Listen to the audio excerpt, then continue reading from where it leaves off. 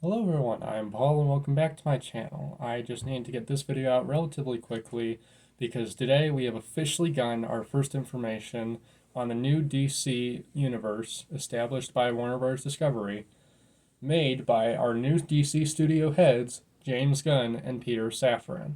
Gunn officially has unveiled most of the new plans for the DC universe, which will be called DCU. And I just wanted to go over what all has been announced and give some quick thoughts on them, more because I need to make sure that the info got out while that was still fresh and new information.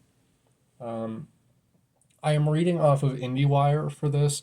There are multiple sources that have already gone over it and is taken directly from James Gunn's official video that he posted on Twitter. So this source is verified. I double checked it. This information is true. These new projects, formally unveiled on Tuesday after a Monday press conference and presentation, form part of the DC Universe, DCU. Each film and series is currently in various states of development and will either be theatrically released features via Warner Brothers or HBO Max series, set to roll out over a span of 2 to 3 years, much like Disney Plus shows and Marvel. Chapter 1 of the DCU is titled Gods and Monsters. And while the 10 projects revealed Tuesday are currently expected to be included in that first chapter, that may change in time and more projects may be added to that lineup over time. Excuse me. Still, they are only a snippet of what's to come as part of an 8 to 10 year plan that is spread across multiple chapters, which already includes the bones of what is envisioned in Chapter 2. A lot of people are thinking this is going to be Marvel 2.0. It's not. Gunn told journalists in the Monday press conference ahead of the full slate reveal, stressing that the films and shows on the slate will be part of the same story, but will each have their own tones, styles, and distinct genres. That philosophy also encompasses the other projects within the DC Studios banner. Safran and Gunn hope to eventually get to the point where they're releasing between 2 films and 2 shows per year. A good, decent, steady pace, not shoving something out every month to keep drowning the masses in products. That last part wasn't in the article, but I really need to state that. That also doesn't include other announced projects, such as the upcoming Joker, Folie à Deux, the Joker sequel for Phoenix, the officially titled The Batman Part 2, or even shows like Teen Titans Go. Moving forward, these projects will exist outside the DCU and will be given the branding DC Elseworlds, just as the comics are labeled, as will other projects, such as the long in development Black Superman movie. But Gunn and Safran will still put their quality control stamp on all of these projects and serve as executive producers on anything that comes from DC Studios.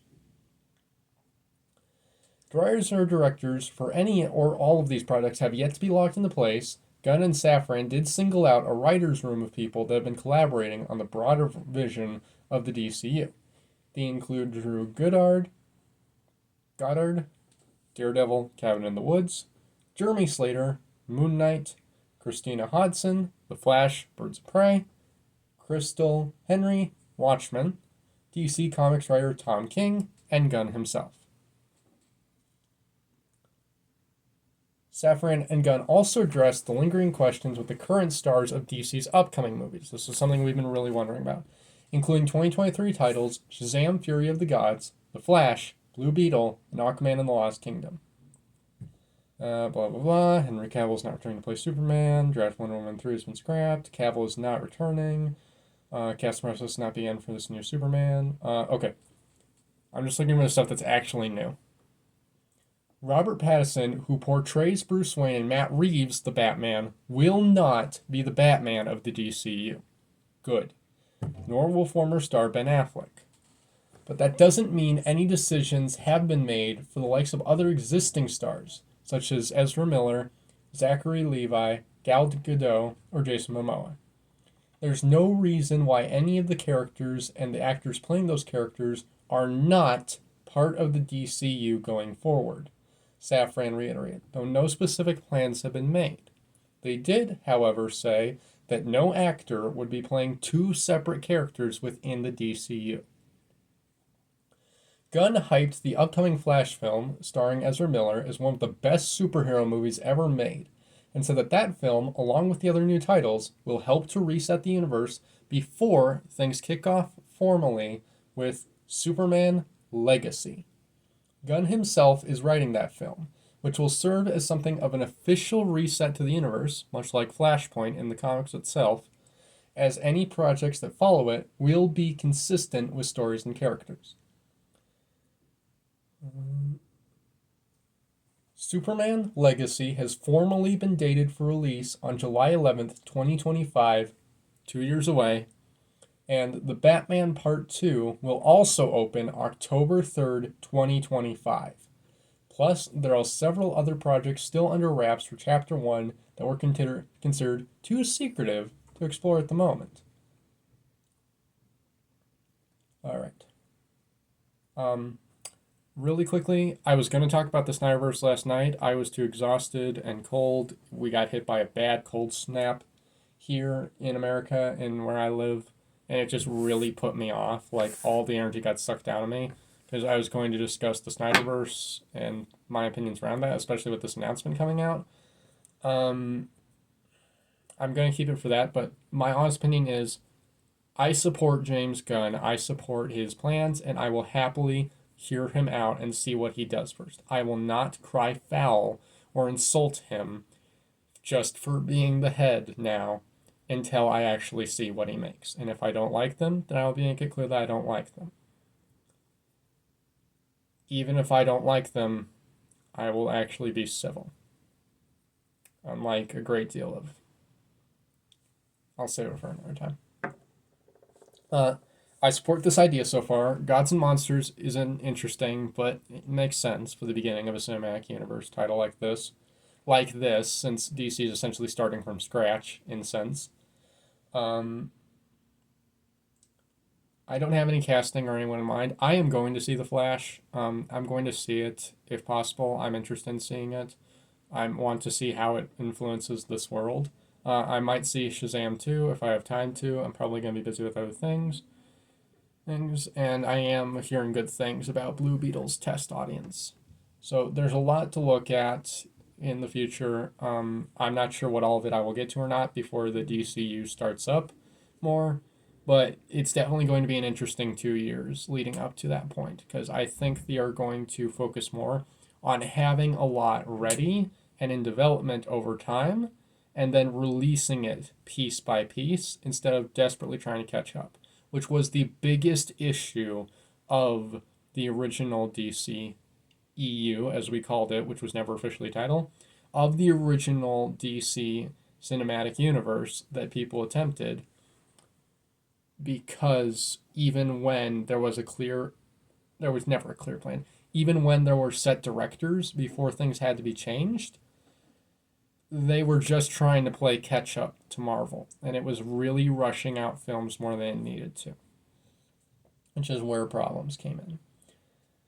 With all that being said, and I'll cover it a lot more in the future, I'm sure, let's get into the 10 projects officially announced. None of which have official release dates beyond the 2 I mentioned. The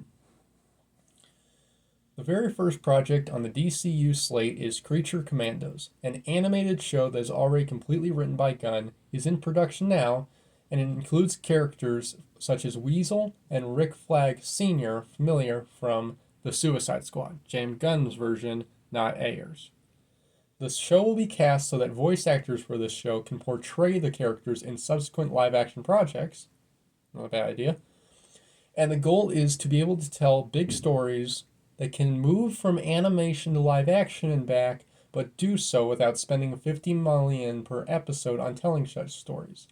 The original DC Comics story followed a military group of superhumans during World War II. That's a unique idea. I actually really like that concept of just transitioning back and forth.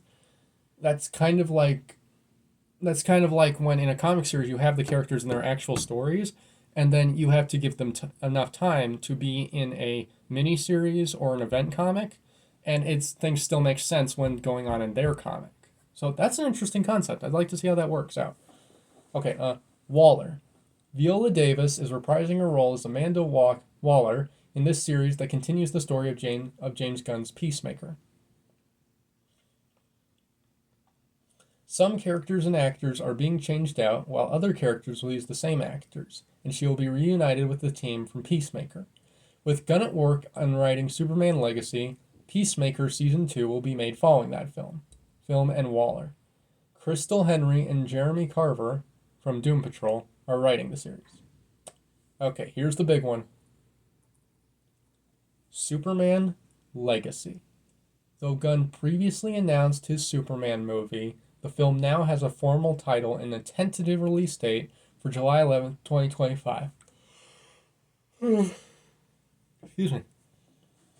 Gunn is currently writing the film, and Safran hopes Gunn can be convinced to direct as well, but no director has been set. The feature film is stressed as the true start of the DCU, though the film is not considered an origin story for Clark Kent as Superman. Rather, it focuses on Superman balancing his kryptonite heritage with his human upbringing.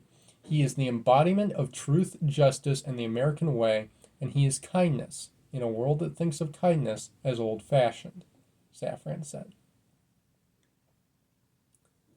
I am 100% behind this movie. Lanterns. In development now and featuring both Green Lantern characters of Hal Jordan and Jon Stewart, Lanterns is described as in the vein of True Detective, but that plays a big role in the larger story. A writer is already attached but was not revealed, and Safran and Gunn have already been meeting with actors to play the roles. Greg Berlanti was previously developing a Green Lantern series, but he agreed to part ways over the direction of the project. He does not currently have another DC Studios project in development. Not only does having Hal Jordan and Jon Stewart give the title Lanterns make more sense to me, but because it is specifically Lanterns and not Green Lanterns, I have a sinking suspicion that they're going to delve into more of the broader spectrum of the Lantern Corps as a whole, which I am most definitely on board for.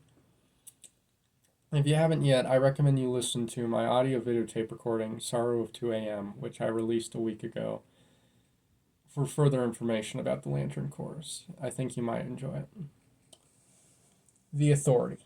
Okay, this one's really important. The Authority is a superhero comic originally published by DC Comics under the Wildstorm imprint in 1999, and that first appeared as a team of superheroes in the Stormwatch comics. The characters will be integrated into the larger DCU as part of a feature film that branches off from Superman Legacy. And they're a team that takes what they believe is right for the world into their own hands, regardless of the direction of other countries, governments, or heroes. A basic story has already been written, but no writer was revealed.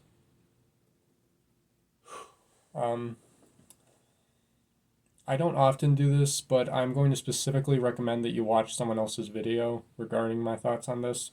If you watch the comic book reviewer Linkara on Linkara Atop the Fourth Wall on YouTube, I have linked his video in the description of Action Comics 775. What's so funny about truth, justice, and the American way? It is a phenomenal review of this storyline that I think they are going to be adapting with the Authority, especially branching off of Superman, and it is well worth your time, trust me. I am a huge supporter of Linkara's work, and it is definitely worth looking at. I've left in the description for you to look at for yourself. Thank you. Okay. Paradise Lost. Described as Game of Thrones meets Wonder Woman, Paradise Lost is a series that explores the origins of Themyscira, the home of the Amazons and birthplace of Wonder Woman. The drama series explores the political intrigue of a society, an island of all women, as well as the beautiful and ugly truths that go into creating such a society. The series will take place before the birth of Diana. I don't have much to add here. I like the first Wonder Woman. I didn't see 84. I like the first Wonder Woman. I don't have much to add here. Okay, here's my personal biggest one. The Brave and the Bold is a film that will serve as the introduction of the DCU Batman and the DCU Robin, in this case Damian Wayne, or Bruce Wayne's son, whom he didn't know existed for the early years of his life. The film will be based on Grant Morrison's run of Batman comics, and the film explores the father and son dynamics between Batman and Robin. As stated earlier, neither Robert Pattinson nor Ben Affleck will portray Batman in this iteration. However, Pattinson still stars in The Batman Part 2, which will open in theaters October 3rd, 2025.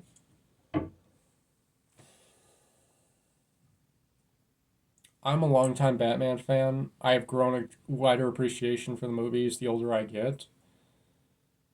One of my dream roles, like as an actor myself, one of my dream roles is to play either the Riddler or the Scarecrow in a live action Batman product, particularly one more adult rather than kid friendly, but it doesn't have to be overly dark, just older, like teenage level. That's one of my dream roles. So this movie is really important to me based on what they do, as well as Pattinson, who I really, really liked, and I really want to see what happens next. So I'm definitely behind the Batman Part 2 when that comes out. And Mr. Reeves, you did an excellent job working with Paul Dano. Maybe you'd like to take a chance on a Paul Westerfield. Just maybe, if you please. I'd love to, sir. With that being said, I hate Damian Wayne. I love Jason Todd. Red Hood is one of my favorite characters of all time. I hate Damian Wayne. He's supposed to be hated most of the time, but I just hate him, plain and simple. But I understand what this film is likely going to be shooting for, because the father-son dynamic is best done through Damian and Bruce, in my opinion, because Damian is the one who Bruce most sees as a son he has raised, not just a mentor. So I think it could be done really well. We'll see who's Batman. Because especially after the last few actors we have seen play Batman, as well as the ones we've lost, when it comes to Batman casting anymore, never say never. People thought Keaton was going to be bad. He was phenomenal. People thought Affleck was going to be bad. Affleck was really good. And people thought Pattinson was going to be bad. Pattinson is my second favorite live-action Batman. Plain and simple. So I'm very excited to see what happens there on both sides of the Batman coin right now. Both sides. Okay, this one is interesting. Booster Gold. Considered a fan favorite in DC Comics lore, Booster Gold is about a loser from the future who uses basic futuristic technology to return to present day and pretend to be a superhero. The project will be a series for HBO Max. The character was first created in 1986 by Dan Jurgens. This could be DC's Ant-Man or DC's Deadpool, the movies. And just, they're more, not lighthearted, but more, maybe not lighthearted, maybe not self-aware, but just like more, it's comedic with a purpose movie. Or focus more on someone who really feels like they don't belong or has constantly screwed up in the past, trying to find a new way to be better and trying to find a way to become accepted, even when those around them hate their guts. So if this is like DC's kind of like a hybrid of Ant-Man and Deadpool, I'm really interested. I'm not a huge Booster Gold fan, but I'm very interested in what happens. Supergirl, Woman of Tomorrow.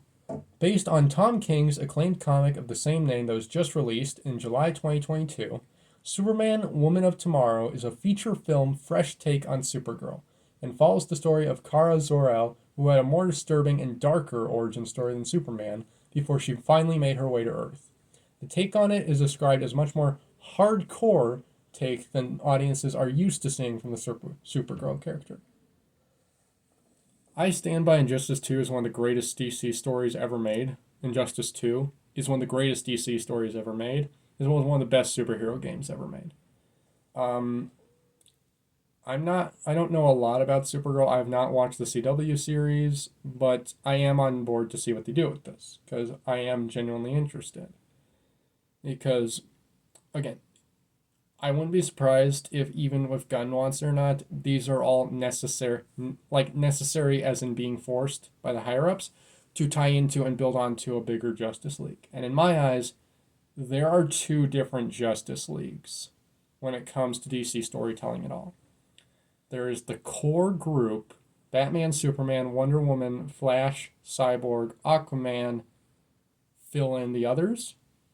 And then there is Justice League, whoever the hell they want to put in. And I think this is going to be building up more to the whoever the hell they want to put in this case. Possibly. We'll really have to see. So I'm very open to what a Supergirl movie can give us in the modern day 2020 decade. And here's our last one. Swamp Thing. A horror film that differs in tone from the other stories of the DCU, but will still integrate into the larger universe down the road. Swamp Thing explores the dark origins of the Swamp Thing monster. If this can be like an R-rated Werewolf by Night for DC, I am 100% in. This can be a really good, dark, truly atmospheric and subtle horror film involving this legendary DC character. I am 100% in. To be clear, the big thing is that Swamp Thing happened before Man-Thing in Marvel, and Man-Thing is very much like Swamp Thing with a more alien face with the little tendril roots coming down his face. So Swamp Thing came first, though. Swamp Thing came first, and I'm really interested to see what they do with this. That's all the info we have. That is what Gunn gave us so far. I think that's a lot of great information.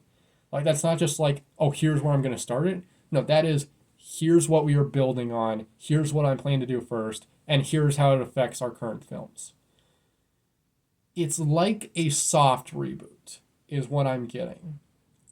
It's going to be like, for the most part, it's like a soft reboot, and I'm pretty confident this is where Flash ties into it, where, like, we know that Ben Affleck and Michael Keaton are supposed to be in these movies already.